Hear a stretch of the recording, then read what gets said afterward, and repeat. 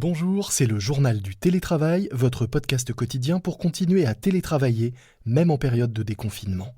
Je suis Lomique Guillot, rédacteur en chef du magazine Management, et j'accueille ici tous les jours chefs d'entreprise ou experts pour parler télétravail et partager avec eux et avec vous conseils et témoignages.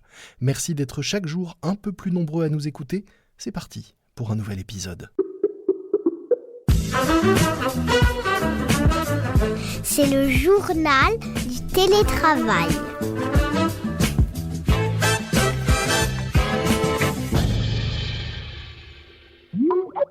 Aujourd'hui, j'accueille Cyprien Battu, doctorant à l'École d'économie de Paris et à l'EHESS. Bonjour. Bonjour. J'ai tenu à vous recevoir car selon une note que vous avez publiée avec le groupe d'études géopolitiques, le télétravail pourrait être à l'origine d'une vague de délocalisation des emplois qualifiés, dites-vous.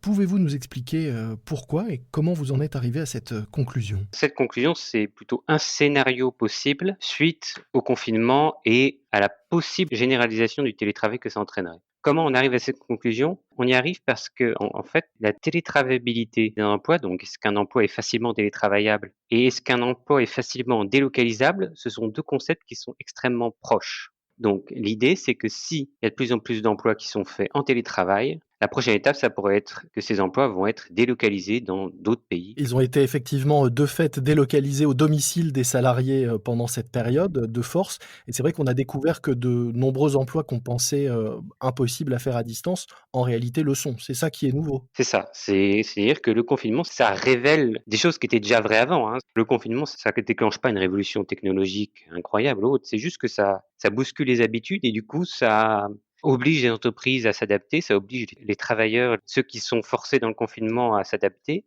Et du coup, ça révèle que certains emplois qui paraissaient, comme vous venez de le dire, impossibles ou en tout cas très compliqués parce qu'on pensait que les différents collègues n'arriveraient pas à se coordonner entre eux ou bien que les rythmes de travail seraient intenables, sont en fait tenables parce que les technologies sont là depuis longtemps. Le paradoxe finalement, c'est que alors qu'on parle de relocaliser certaines de nos industries avec des métiers en dur qu'on est obligé de faire dans un atelier, derrière une chaîne de montage à l'usine, finalement ces métiers-là pourraient revenir alors que d'autres professions plus intellectuelles, Oui, elles pourraient partir. je ne sais pas si c'est un paradoxe, mais c'est plutôt que depuis les années 80, il y a eu effectivement, avec l'élargissement des chaînes de production de valeur et la mondialisation, une certaine délocalisation des emplois les moins qualifiés. Et le télétravail, ça offre la possibilité d'une ouverture de la mondialisation aux emplois les plus qualifiés. Mais les entreprises, dans ce cas-là, elles répondent juste à des volontés de réduction des coûts. Et ici, c'est la possibilité d'accéder à une main-d'œuvre qualifiée de plus en plus nombreuse dans des pays où les salaires sont plus faibles qu'en France, par exemple. Est-ce que vous avez une idée du nombre d'emplois que potentiellement ça pourrait concerner et toucher ? On peut avoir que des estimations un peu grossières du nombre d'emplois que ça pourrait concerner. Mais les différentes enquêtes qui regardent le pourcentage d'emplois qui peuvent être télétravaillables, déjà, estiment que 30 à 40% des emplois qualifiés sont télétravaillables. Donc, par extension, 30 à 40% des emplois sont aussi délocalisables par le télétravail. Après, ce chiffre-là, c'est qu'une limite technique du télétravail. Ça ne prend pas en compte le fait que un emploi télétravaillé va être possiblement moins productif et qu'au final, l'entreprise va préférer quand même que ce travail soit fait sur site. Donc, au final, il faut estimer que c'est pas 30 à 40% d'emploi, mais plus 10 à 15%, peut-être même 10%, où vraiment le télétravaillable est rentable. Et du coup, la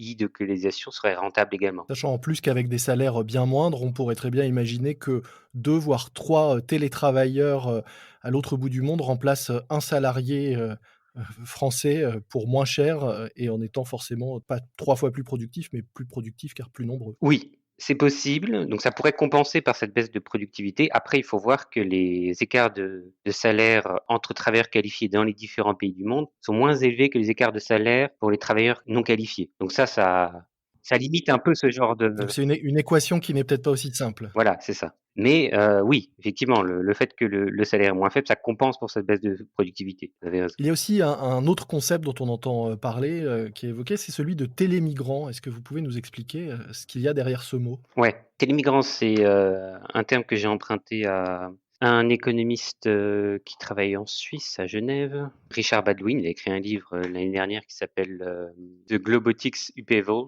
et où il introduit ce terme de télémigrants. Et les télémigrants, ce sont ces travailleurs qui peuvent, par l'intermédiaire du télétravail, rentrer en compétition avec les travailleurs nationaux. Ils viennent généralement des pays du Sud qui sont par exemple pour la France, dans le même fuseau horaire que la France, parce que ça facilite la mise en place du télétravail. Ça permet un rythme qui est similaire. Et qui sont francophones aussi pour certains. Exactement, ça facilite d'autant plus le télétravail. On sait par exemple qu'il y a certaines entreprises françaises qui ouvrent leur centre d'appel dans les pays africains, francophones et dans le même fuseau horaire. C'est un exemple déjà qui ressemble à cette télémigration. Qui existait déjà, c'est vrai, depuis quelques années, des centres de relations clients, notamment Exactement.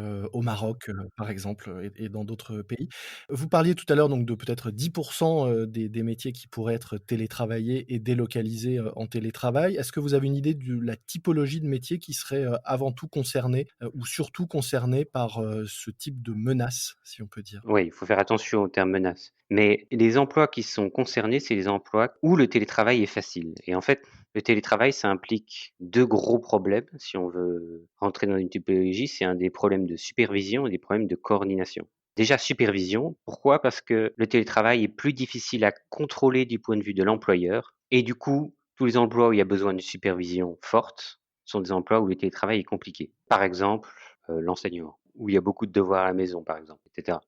Le deuxième problème, c'est le problème de coordination. La coordination avec les collègues, le travail en équipe. Tous les emplois où il y a beaucoup de travail en équipe, où il y a besoin d'échanges fréquents, de retours et de feedback, là aussi, le télétravail est compliqué. Et ces deux problèmes, ils se déplacent pour la problématique de la délocalisation. Donc tous les emplois où il y a beaucoup de supervision et beaucoup de travail en équipe, ils sont pas beaucoup menacés. Par contre, à l'inverse, les emplois où il n'y a pas beaucoup de besoin de supervision et où il n'y a pas beaucoup de besoin de travail en équipe, notamment quand c'est des tâches seulement individuelles, là, c'est des emplois qui sont plus à risque. Donc tous les emplois menacés sont finalement ceux qui aujourd'hui sont parmi les plus précaires, qui sont tous les freelances ou indépendants, qui par Exactement. définition travaillent de façon autonome Mhm.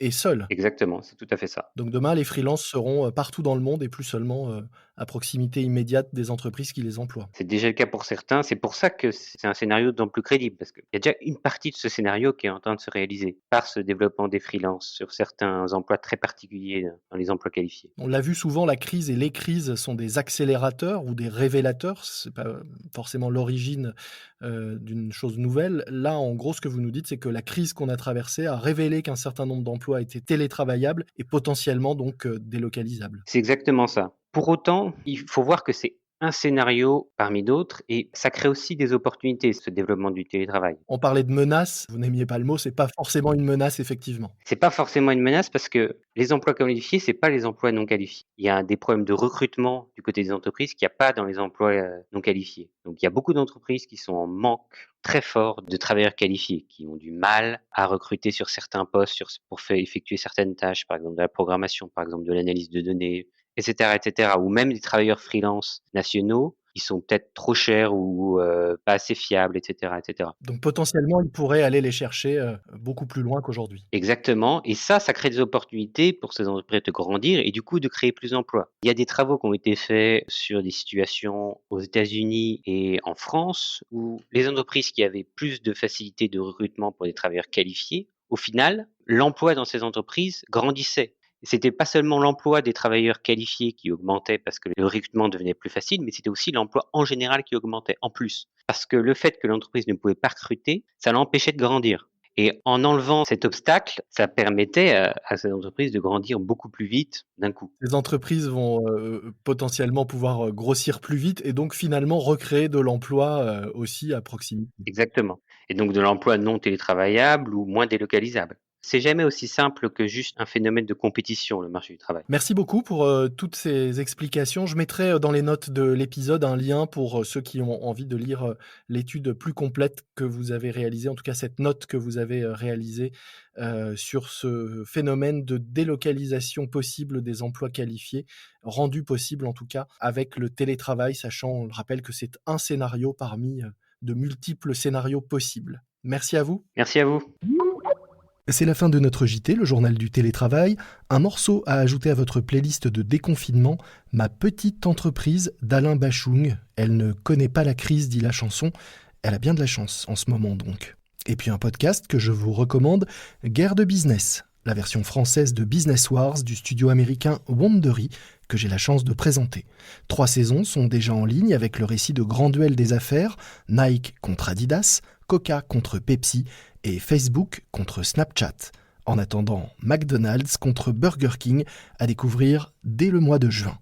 Guerre de business à écouter sur toutes les plateformes de podcast. Ce journal du télétravail, vous le retrouvez également sur toutes les plateformes ainsi que sur le site management.fr. N'oubliez pas de vous abonner pour ne manquer aucun nouvel épisode.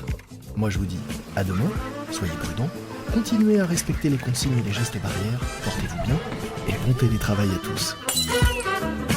C'est le journal du télétravail.